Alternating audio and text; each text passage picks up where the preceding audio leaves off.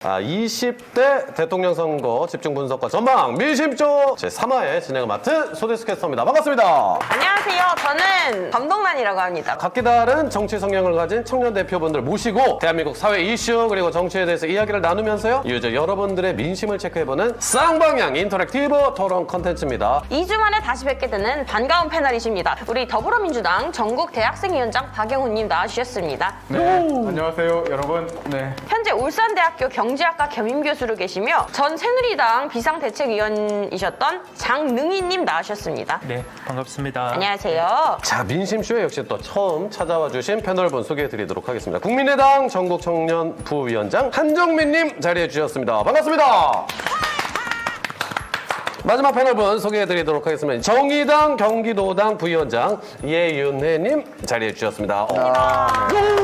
그리고 대선 이슈 뽀개기 시간으로 들어가 보겠습니다. 우리 지난 9일 과잉의전 논란으로 선거 지원 활동을 끊고 일주일 넘게 칩거를 이어가던 이재명 후보의 배우자 김혜경 씨가 기자회견을 열고 고개를 숙여 사과를 했습니다. 또한 경력 부풀리기 의혹 등으로 곤욕을 치른 윤석열 후보의 배우자 김건희 씨와 똑같이 의혹이 보도된 이후 12일 만에 사과였는데요. 김혜경 씨는 자신에게 제기된 숱한 의혹들에 대해서 사과한다, 죄송한다는 메시지만 내놓았을 뿐 구체적인 이 해명도 없어서 논란을 잠재울 수 있을지 미지수라는 평가가 큰데요. 이 두 배우자의 의혹과 사과 얼마나 큰 영향을 미칠지 그리고 이 두 분이 어떻게 행보를 펼쳐나갈지 제일 난처한 사람 더불어민주당 박영훈 전국대학생위원장님. 제가 왜 난처하죠? 그 전에 우리 김건희 씨부터 이야기를 할게요.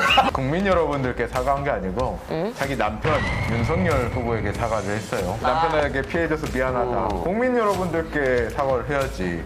김혜경 여사는 그래도 국민 여러분들께 사과했다. 뭐 어떤 분들은 그래요. 정확히 어떤 지점이 잘못했는지 사과를 안 했지 않냐 하는데 저는 사과를 했다는 것에 대해서 좀 큰 의의를 두고 싶어요. 그리고 사과의 대상이 국민 여러분들이라는 것 그런 말씀을 드리고 싶고 저는 이제 뭐 사과의 진정성 이런 여부보다 과거에는 대통령 부인들이 직업이 없었죠. 당연히 남자가 대통령 한다 생각하니까 부인을 영부인이라고 보고 최근에 미국만 봐도요. 그분만 해도 지금 이제 최초로 투잡을 가진 퍼스트 레이디라 하더라고요. 그러니까 본인 직업을 계속 하면서 하는 거죠. 어떤 국민한테 봉사를 할 수 있는 접점이 있는 직업을 가지고 그렇게 그냥 자연스럽게 일을 하면 이제 더 이상 뭐 부인이 뭘 했느니 이런 논란은 좀 줄어들지 않을까. 다음은 윤석열 후보에 대한 이야기를 해보려고 합니다. 예? 이제 윤석열 후보가 집권 시 문재인 정권의 적폐청산 수사를 하겠다는 입장을 밝혔습니다. 뜨거워요. 이제 집권하면 전 정권 적폐청산 수사를 할 것이냐는 질문에 해야죠, 돼야죠 라면서 그러나 대통령은 수사에 관여 안 할 것이라고 답변한 것인데요.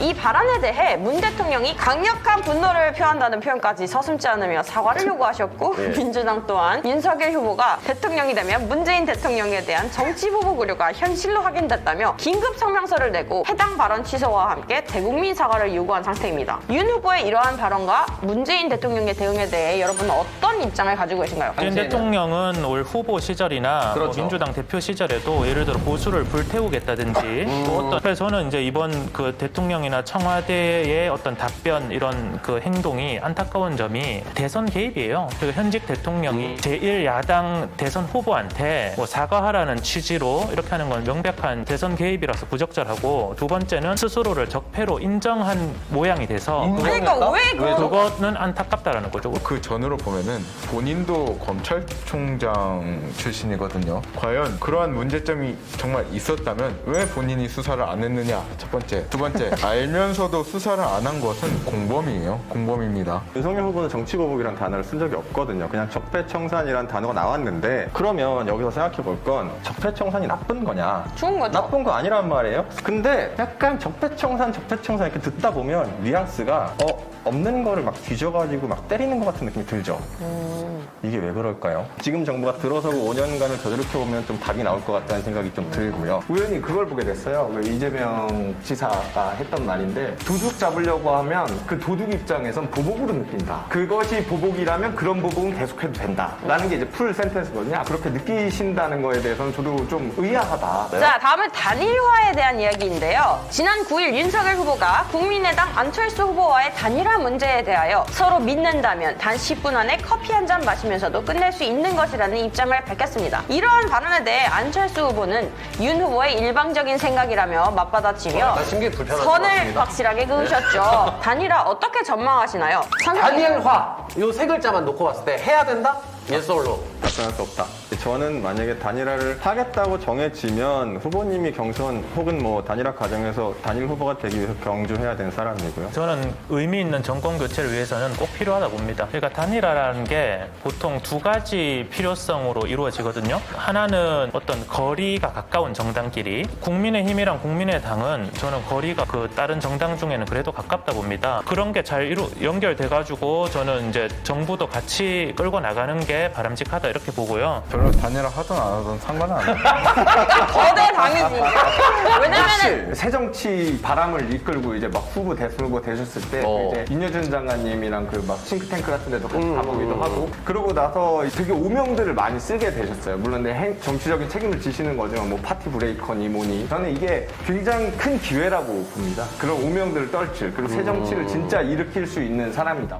네, 지금까지 다양한 이슈들에 대해 의견을 나눠봤는데요. 이번 주는 좀 색다른 코너를 준비해보았습니다. 후보들에 대한 신뢰도나 호감도 그리고 정책 능력 등을 파악할 수 있는 질문에 저희들 MC와 패널분들이 대선 후보들에 대한 순위를 매겨 민심쇼만의 랭킹 차트를 확인해보는 코너입니다. 그러면은 첫 번째 질문 드리겠습니다. 빠밤. 갑자기 다급한 일이 생겨 아이를 봐달라고 부탁해야 한다면 아이를 맡길 수 있는 후보는 자, 하나, 둘, 셋. 둘, 셋.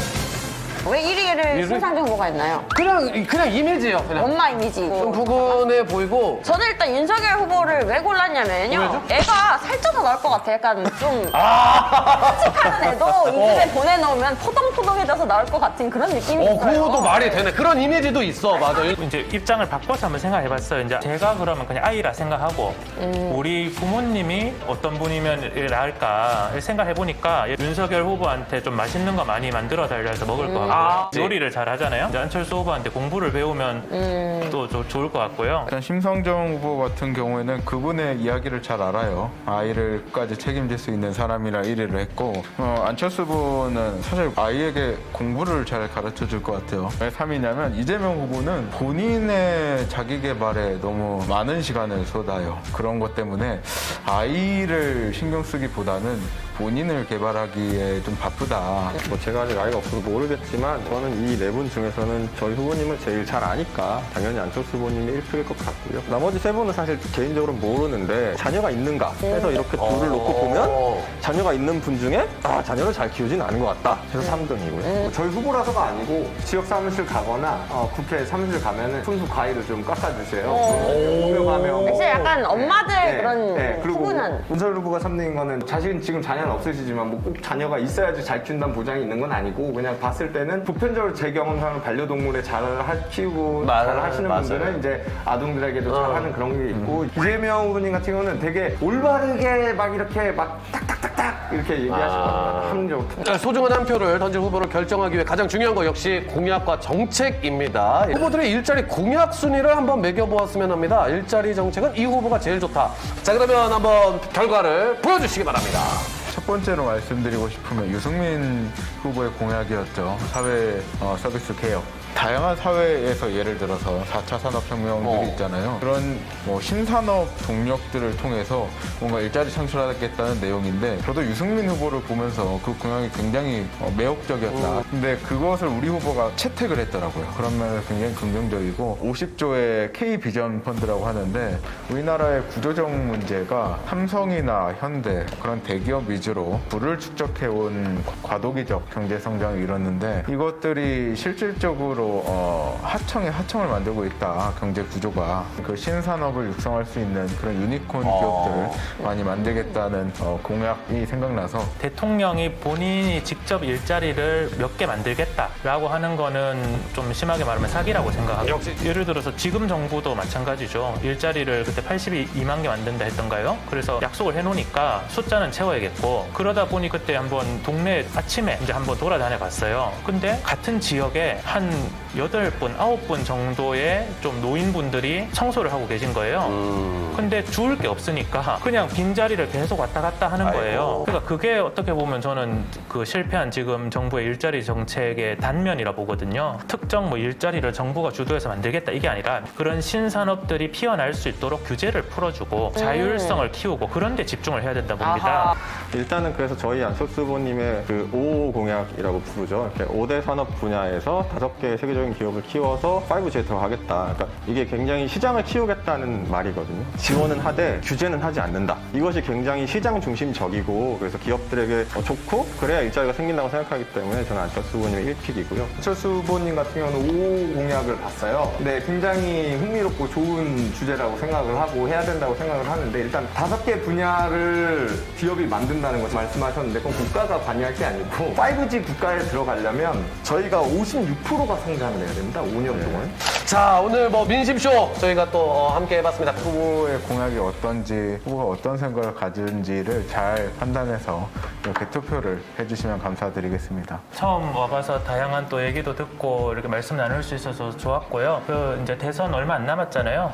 보통 선거가 민주주의의 꽃이다 이러는데 이렇게 색깔이 다 다양하니까 꽃인 것 같아요. 참 의미 있는 시간이었고 다음에 또 기회 되면 뵙도록 하겠습니다. 되게 좋은 시간이었고요.